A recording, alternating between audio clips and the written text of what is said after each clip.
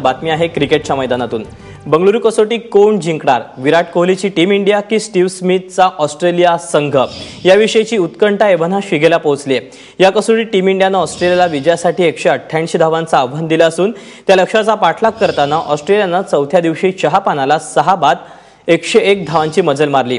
ऑस्ट्रेलियाला ही कसोटी जिंकायची तर अजूनही 87 धावांची आवश्यकता असून टीम इंडियाला या कसोटीत विजयासाठी 4 विकेट्स घेण्याची गरज आहे।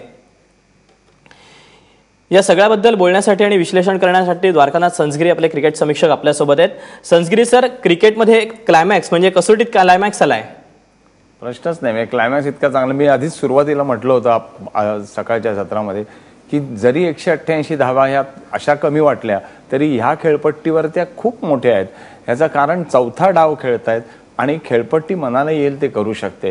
म्हणजे खेळपट्टीवर चेंडू इतका वात्रटपणा करतोय की तो कधी बाउन्स गेला आणि कधी सरपटे दिले सांगता येत नाही। आणि जर आपण ऑस्ट्रेलियाच्या पडलेल्या विकेट्स पाहिल्या तर एक लक्षात येईल की एक डेव्हिड वॉर्नरने खेळलेला एक चुकीचा शॉट जर सोडला तर बाकी जे बॅट्समन जे बाद झाले ते कधीतरी चेंडू खाली राहिलाय, कधीतरी तो वळलाय, उसळलाय आणि चेंडूच्या ह्या वेगवेगळ्या करामती। पण ह्या करामती करताना सुद्धा एक तर झेल घ्यायला लागतात आणि गोलंदाजांनी चेंडू ॲक्युरेटली टाकायला लागतो। क्षेत्ररचना तशी असायला लागते कारण विराट कोहली पुढे चॅलेंज तसं होतं की 188 धावा आहेत, ह्या तशा कमी आहेत, त्यामुळे थोडंफार डिफेन्सिव्ह आणि बरंचसं आक्रमक असं क्षेत्ररचना ठेवून जास्त रन्सही जाणार नाहीत आणि आपल्याला विकेट्स मिळतील अशा रीतीने डावपेच लढवणे, गोलंदाज बदलणे आणि ते त्यांनी उत्तमपणे केलं असं मला वाटतं आणि त्यामुळे हे आत्तापर्यंत यश आहे। इथून यश, फायनल जे यश आहे ते आपल्याला मिळायला हवं। निश्चितच।